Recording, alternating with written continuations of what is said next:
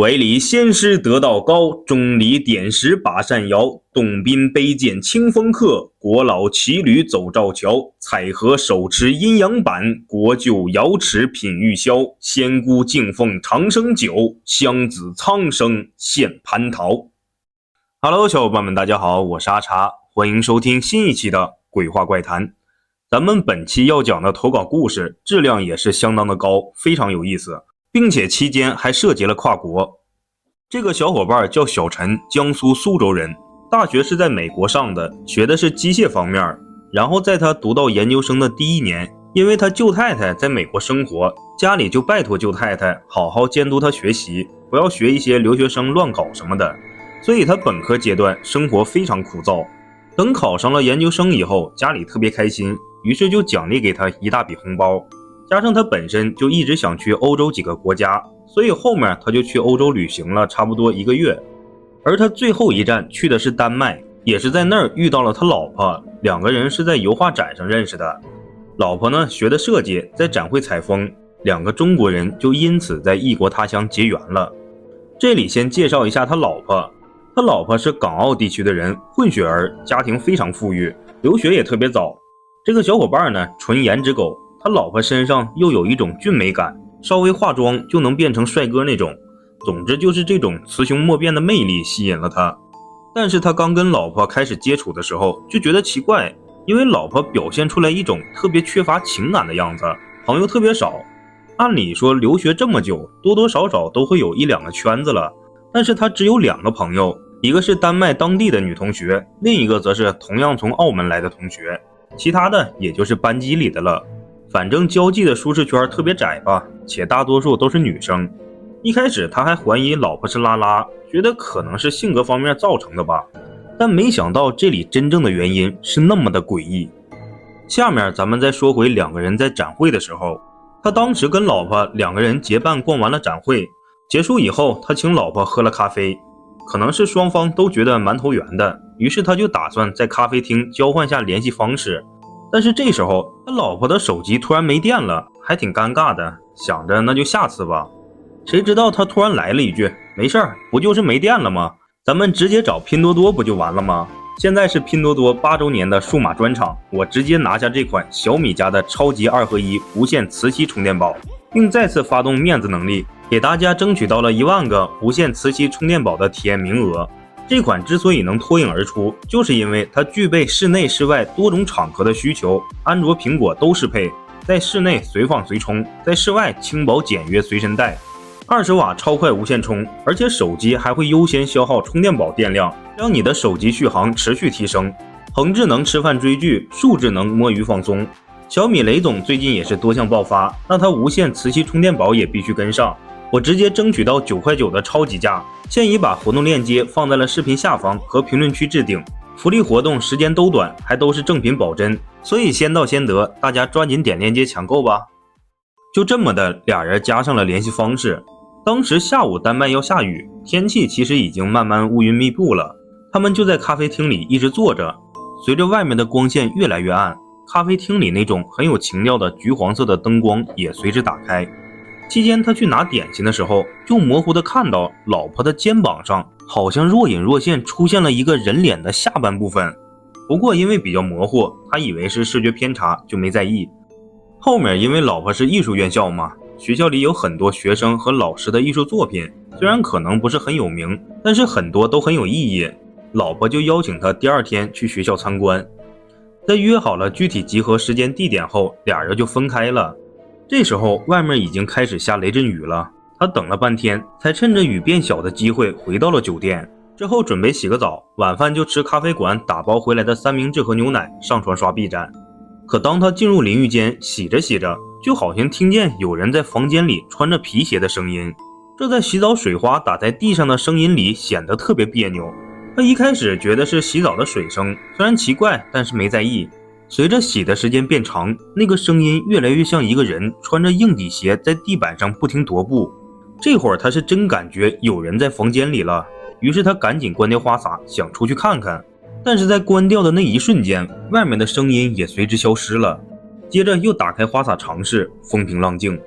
可是等他洗完一出去，就发现自己的笔记本屏幕是亮着的，就很奇怪。按理说应该是黑屏状态呀。房间里呢也确实没人，门锁也是正常的。他在房间里兜了一圈，没发现什么其他不对，就以为是自己看电影看多了导致的。之后他就躺在床上刷手机，刷着刷着就迷迷糊糊睡着了。他说自己一般白天睡觉几乎不做梦，但是那天他梦见自己在一个很有年代感的老中式建筑里，有点像北方院落的感觉，深宅大院。梦里他就不自觉地推门往里走，当时记得这个院子的门特别多，有点像套娃了。打开门就是一个小院子，两边是走廊和房间，对面还有门。他一连推开多少扇门都不记得了，只记得最终好像来到了一个客厅一样的院落。刚一进去他就头皮发麻一样，因为眼前的院子里站了很多人，有男有女，可都看不清脸，就是上边脸在阴影里，下边脸是实体，整个环境都是阴森森的。然后在大堂上有2把太师椅，分别在左右两边，中间还有一幅巨大的水墨画，上面画满了树木和一群黑色的鸟，顶上还有一个牌匾，写的什么字儿看不太清。面前的是一男一女，穿着那种清末明初的长马褂和旗袍，男的旁边还站着另外一个穿着西装的男的。他在整个院子都是传统中式衣衫的人群里特别奇怪，他说自己也不知道为什么，就看见那个西装男指着自己，好像很激动的在说什么话，接着就看到那个坐着的男的挥了挥手，院子里很多人就突然在他旁边按住他，让他跪下来，然后一起打他。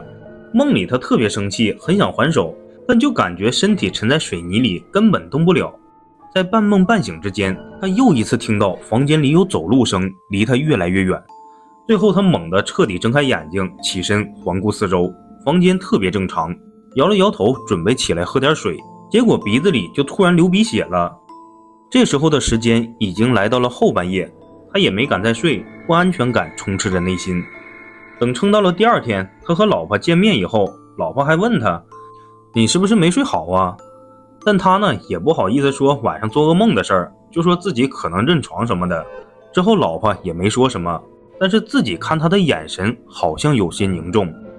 不过很快他就把昨天晚上的事儿抛到脑后了，全身心投入到参观里，一直参观到午饭时间，俩人就准备出学院去外面找一家餐厅吃饭。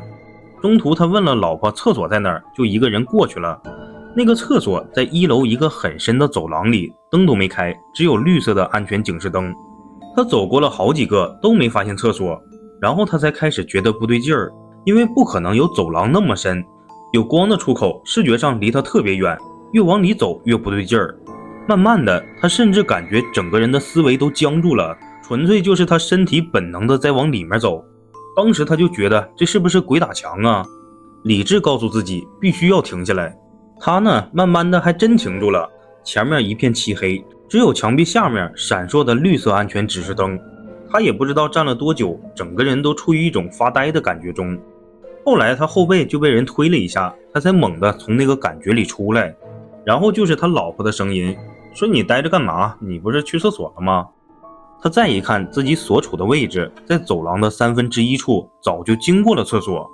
他老婆还说呢，这都15分钟了，我还以为你迷路了，微信找你也不回。他一愣，说我没收到手机提醒啊。拿出手机一看，上面是老婆发的5、6条消息。这会儿估计他老婆大概也看出不对劲儿了，说你怎么了？他就把刚才的事说了，老婆还笑了笑，调侃他，你没尿裤子吧？还上不上厕所了？你赶紧去吧，我在外面帮你看门。之后他就进了厕所，等上完出来的时候，他发现老婆靠着走廊墙壁在看手机，光打在他脸上有种特别严肃的感觉。然后他就瞄到走廊尽头，好像是有点什么光影，但是那个光影在老婆看他出来以后再看过去，却又恢复了漆黑一片。他因为好奇就问老婆尽头是什么，他说什么都没有，就一个锁住的杂物间而已。后来他们就离开了学院，去了餐厅。可吃饭期间，他发现老婆特别心不在焉，一直在看手机，好像和什么人在聊天，所以他当时是有点受伤的，毕竟自己对他充满好感。但是看他和自己吃饭的样子，下意识的就以为是他图一时新鲜，不然怎么会一直敷衍自己呢？而且他还瞄到老婆聊天对象的头像有点男生风格，就觉得可能他也就把自己当成普通朋友而已吧。最后吃完饭，他就跟老婆说，明天就要离开丹麦，准备先回一趟苏州，然后就继续回美国上学了。他老婆听完明显愣了一下，说认识你蛮开心的，不过很对不起。后面俩人就分开了，他呢也觉得这可能就是一个美好的回忆吧。后面回到国内过完假期，一切正常，跟老婆聊天，他也是3天打鱼2天晒网的。时间一长，他也认清自己了，能当普通朋友都算幸运了，毕竟人家家世、样貌、学历都很优秀，自己又不是什么帅哥。他呢就在自我安慰中打算冷处理这段友谊。再说他回到美国以后，差不多2周就要到生日了，虽然他没有过生日的习惯，但是当时一个要好的姐姐却送了一块卡地亚给他，说算是提前几天给他过生日了。于是他就发了一个朋友圈，老婆还点赞了。然后过了1天，老婆就突然发来消息，祝他生日快乐，还给他准备了一件礼物，托朋友送到美国给他。收到以后，打开映入眼帘的是老婆亲手画的油画，画的就是他们2个在丹麦咖啡厅时候喝咖啡的油画。他肯定是异常开心呢，也是以此为契机，俩人又慢慢热络了起来。但是他收到礼物的那天晚上，身体就开始发烧。留过学的朋友应该都知道，在美国留学生看病真是难上加难，所以他只能求助舅太太，因为他们家有私人医生。不过私人医生给诊断的就是普通的流感。后续的几天，他就搬到了舅太太女儿，也就是他姑奶奶的家里，毕竟方便家里人照顾嘛。但是这期间他发烧反反复复，特别厉害，整个人很萎靡，额头贴着退烧贴，挂着水，晚上还各种噩梦。再这样下去，学习都很难继续了。然后他姑奶奶就觉得是不是惹上什么不干净的东西了，于是就找了一个在美国懂点事儿的先生来家里。那个先生呢是个中年人，穿着唐装布鞋，胸口挂着一块玉牌。先生进了他房间以后，第一时间没去看他，而是先看了看房子，接着坐到他床边，有点像中医操作，翻开他眼皮看看眼睛，还让他张嘴看看，最后一只手握住他的手腕，问他姑奶奶要了他的八字。大概等了5-6分钟，先生才开口说，跟你在美国住的风水没关系，你不是在美国惹上的人家。之后先生又让姑奶奶联系了他父母，要了父母的八字，又算了一会儿，说你这也不是父母家族那边的事儿，你是被人咒了。但是很奇怪，为什么咒你的人我算出来已经死了很久呢？这句话就把他们一家给吓住了。他姑奶年纪大，甚至都快晕了，抓着先生就求救救孩子，因为他们家族这一辈就他一个男生，还是嫡长孙。姑奶就说要出了事儿，他怎么和祖宗交代啥的。那个先生呢就扶住他姑奶说先出去，孩子还远远没到油尽灯枯的地步。2个人在外面商量了很久，他则是躺在床上，脑子里乱七八糟的，想着自己不会真要死了吧。等他们再进来的时候，先生跟他说，你的命格挺好，然后还摸了摸他的额头，因为他的头骨在额头处有2个凸起。那个先生一边摸还一边说，幸亏有这对龙角，不然你脑子早就烧糊涂了。还让他把最近出现的怪事全都说给他听。接着他就把考研成功以后所有的经历都说了。先生一边听一边算，当他说到丹麦第一次噩梦的时候，先生停了，看着他说，咒你的人为什么早死，我终于知道了，他不是这个时代的，估计这事儿就跟你老婆有关系。他说不可能啊，我们才认识，人家怎么可能要害我呢？那个先生看着他笑了笑，说你别急，并不是说他要害你，可能他也是受害者。之后先生就让他联系人，看看能不能好好聊聊或者见一面。当时他跟老婆2个人打的语音，接通后他告诉了自己的现状，而老婆那边一直在沉默。随后就听到电话那头开始抽泣，一直在跟他说对不起对不起。他都懵了，缓了好一会儿才问他，你为什么要害我？他老婆赶紧说，不是，我不是要害你，我也没想到会出这种事儿，你等我，我来一趟美国。之后老婆就和姑奶他们约好了过来时间，但是他不知道自己是不是受到了什么打击。那天晚上他就开始咳血，然后先生就拿出了一个古董瓷碗，用雨水烧了一张黑底金字的符和他的生辰八字一起烧了，化在水里。接着还拿出一幅画，画的好像是道教的某个女神像。先生就用香烛和蜡烛做了一个供台，再把那碗水供在台上。他那天晚上才稍微有点好转。至于他老婆是在第3天到达美国他所在的那个州，这时候他已经可以下床了，估计就是那个符的效果。但是身体特别虚弱，很怕冷，明明是夏天还穿着长袖。他老婆过来呢，也带了不少礼物，但是因为他的原因嘛，姑奶一家就挺生气的。不过那个先生在看到他老婆的第一眼就劝他姑奶说，你都挺大岁数了，别生气，人家也是受害者。再等他老婆进屋，看到他虚弱的样，就又要哭，一直说对不起，还说自己应该早点说出来的。原来这个孽因是他老婆祖上留下来的，有点像冤亲债主。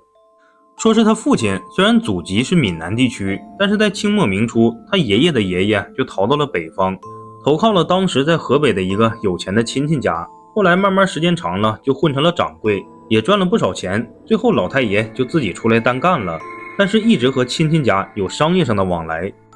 变故呢就出现在老太爷的女儿上，算命的给批的是盛世皇命，乱世祸水，因为这个老太爷还把算命的给打了一顿。然后那个亲戚家呢有个儿子留洋英国，但他这个人不咋地，在去之前就相中老太爷的闺女了。后面大家都知道，国内开始出现乱世军阀割据，亲戚家就得罪了一个小军阀，很快就败落了。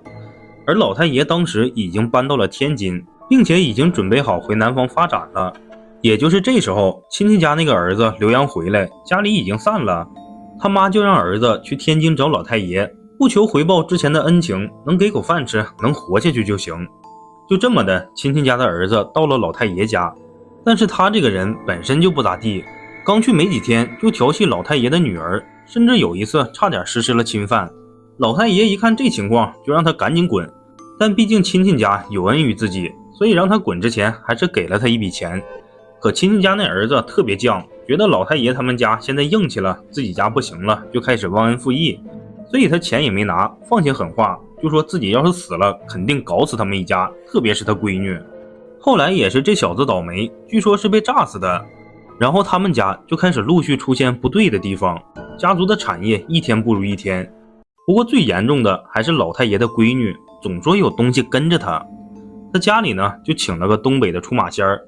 根据那位婆婆堂上的仙家说，这就是冤亲债主，你们家事业上2代内肯定干啥都不行，但是到了第3代开始就正常了，反而会更好。因为就等于说是那个亲戚家的儿子一直压了他家的财，相当于憋了个大的。这也就是为什么他女朋友家后来能那么有钱的原因。再说回来，家族的事儿顺其自然就行了，也没法解。现在就是你家女儿的事儿有点难整，她已经跟上人了，甩不掉，怨气很大。最后仙家就想了个折中的办法，问老太爷同不同意，说他这边只能做到干预，不能解决，就是现在那个东西已经认死了你女儿，她这一代我也没办法，但是我能保证你后代子女的相对平安。为啥只是相对呢？那个仙家解释说，你女儿的命格很特殊，我能做到的就是保证你后代只要没有这个命格都是安全的，但如果某一代又出现了这个命格，那个东西就会出现。然后当时吧，老太爷一家找了很多人都处理不了，所以只能答应下来，把剩下的一切交给时间。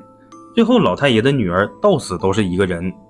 这件事呢也被单独记载到他老婆福建老家的家谱里，本来用意是提醒后代，可没想到家谱在建国以后就意外毁掉了，加上家族分枝散叶，知道这件事的长辈少之又少，去世以后就更没人知道了。不过除了老太爷女儿这件事以外，他们家后代就没出现过，直到他老婆出生。算命先生给他算名字的时候，算出命格就是老太爷女儿那个命格，但是当时已经没人知道这件旧事了，还是后来他老婆高中以后开始有了情感萌动，就和一个高中男同学有了恋爱倾向。可没想到没过多久，那个男同学就莫名其妙骑自行车在一条平坦的马路上，在没人撞他的情况下意外摔断了左腿。同时他老婆也在那天做噩梦，鼻血止不住的流，发高烧到差点休克。送到医院以后虽然稳定了，但是高烧反复，人一会儿清醒一会儿昏迷。就在他家束手无策的时候，一个生意伙伴提建议让懂玄学的人看看，他们家就找到了一个能问米的老太太，通过问米才知道了这件事儿。一开始他老婆父母还不相信呢，去问老家的长辈，长辈经过提醒才想起来确实有这么件事儿，但是具体内容长辈也不清楚，只说以前听他的长辈说过。然后在了解了事情的来龙去脉后，那个先生沉默了，就把他姑奶一家叫去书房单独谈了好一会儿。出来以后，大家的脸色都不好。那个先生首先跟他说了一声抱歉，因为他不会解。其次就是他没那么大能力解决这种100年的冤亲债主。其实本来只要他和老婆断掉关系还有救，这是他老婆自己说的。但是这次先生说，我发现你和他的八字非常合，加上你们两个的感情这次特别强烈，估计那个东西要下狠手了，所以我要回去看看能不能找人来帮忙。然后在先生离开他姑奶家以后不到1周的时间，他老婆以及他自己的父母都赶到了美国，又等了半周左右，先生那边才有消息。他说自己回到国内找了自己师兄，但是这期间他和他老婆的情况突然急转直下，开始发烧呕吐，咳嗽非常厉害，还伴随着痰钾血丝，晚上也一直在做一个梦，梦里他沉入一个井，然后一直往下坠，最后伴随着一个失重感突然惊醒。双方父母都十分焦急。老先生到了以后，看上去年纪快70了，穿得很普通，随身带着一个烟斗。但是给他印象最深的是老先生的双手手指非常长，握住他手腕的力量特别大。在看了他们2个人的状况以后，老先生就说这个100年老鬼要发狠了。接着就管他姑奶家要了一个净室，用香炉点了一根香。当时他是能席地靠墙坐着的，他老婆是站都站不起来，只能拿一张毯子垫着躺上。后面老先生关了门，拿出一个瓷碗，他师弟也就是最开始的那个先生就掏出一壶水倒进了半碗。随后老先生用手指蘸了水，在他的手掌心反复写了好几遍一个他看不懂的符号，并且他能明显感觉到老先生手指描过的地方慢慢发热，最后开始发烫。这个过程其实持续得很慢，估计得有10分钟。老先生刚画完，另一只手猛地按住他的头，大拇指按在他眉心让他放松，甚至开始跟他打趣，说这件事了了，你们2个娃就可以结婚了什么的。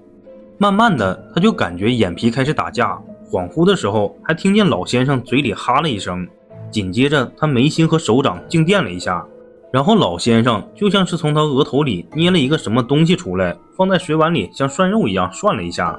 就说你这边的事儿已经处理好了。随后就起身去看他老婆那边。这回老先生从他口袋里掏出了一块黑乎乎木牌一样的东西，放在他老婆的额头来回摩擦，也是慢慢的他老婆就感觉身体有力气了。之后那个老先生开门让所有人进来，他师弟还给他拿了烟斗抽了2口，就说没事了，但是还有2件事要做。这2个娃娃姻缘命里是有的，他们2个不结婚的话虽然也可以，但是俩人后面的路就不会太顺了，这得看你们2家愿不愿意。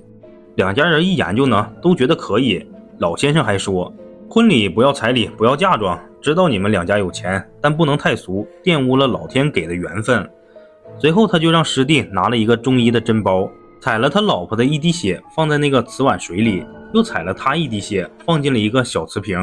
最后就叫上他们2个的父母出去了。等差不多晚上的时候，他和老婆已经可以开始喝粥，吃一些固体的蔬菜水果了。他们父母这才回来，只是老先生没跟着一起，说事情彻底解决了，但是他们问具体怎么解决的，父母都不肯说，就让他们2个好好恢复身体。